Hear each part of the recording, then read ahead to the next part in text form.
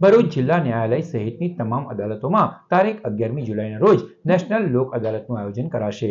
રાજ્ય કાનૂની સેવા સત્તામંડળના નેજા હેઠળ અને ભરૂચ જિલ્લાની કાનૂની સેવા સત્તામંડળના અધ્યક્ષ તથા પ્રિન્સિપલ ડિસ્ટ્રિક્ટ જજની સૂચના અનુસાર જિલ્લાની તમામ અદાલતોમાં આ લોક અદાલત કાર્યરત થશે।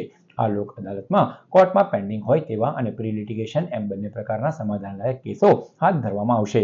જિલ્લા કાનૂની સેવા સત્તામંડળના ચેરમેન આર.કે. દેસાઈ અને ફૂલ ટાઈમ સેક્રેટરી પી.પી. મુકાશીએ જણાવ્યું હતું કે પક્ષકારો અને વકીલો આ તકનો મહત્તમ લાભ લે તે જરૂરી છે।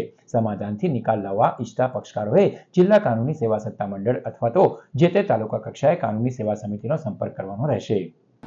નામદાર નાલસાના આદેશ અનુસાર અને નામદાર ગુજરાત સ્ટેટ લીગલ સર્વિસ ઓથોરિટીની અનુશ્રામાં નામદાર ચેરમેન સાહેબ ડીએલએસએ ભરૂચના માર્ગદર્શન હેઠળ 11 જુલાઈ 2026 શનિવારના રોજ રાષ્ટ્રીય લોક અદાલતનું આયોજન કરવામાં આવ્યું છે।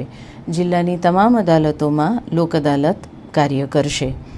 આ લોક અદાલતમાં કોર્ટમાં પેન્ડિંગ હોય તેવા અને પ્રી લિટિગેશન એમ બંને પ્રકારના સમાધાનલાયક કેસો હાથ ધરાશે, જેમાં મુખ્યત્વે કરીને નેગોશિયેબલ ઇન્સ્ટ્રુમેન્ટ એક્ટની કલમ 138 હેઠળના ચેક બાઉન્સના કેસો, બેંક લેણા અંગેના તકરારના કેસો, વાહન અકસ્માતના વળતર ક્લેઇમના કેસો, મજૂર વિવાદના કેસો, લગ્ન વિષયક કેસો, જમીન સંપાદન ભાડુઆત માલિકના વિવાદો, મનાઈ હુકમના દાવાઓ, સુખાધિકારના દાવાઓ, પાર્ટીશન સૂટ, વીજળી પાણી બિલના સમાધાનપાત્ર કેસો તેમજ સર્વિસ મેટરનો લોક અદાલતમાં સમાધાનથી નિકાલ કરાશે।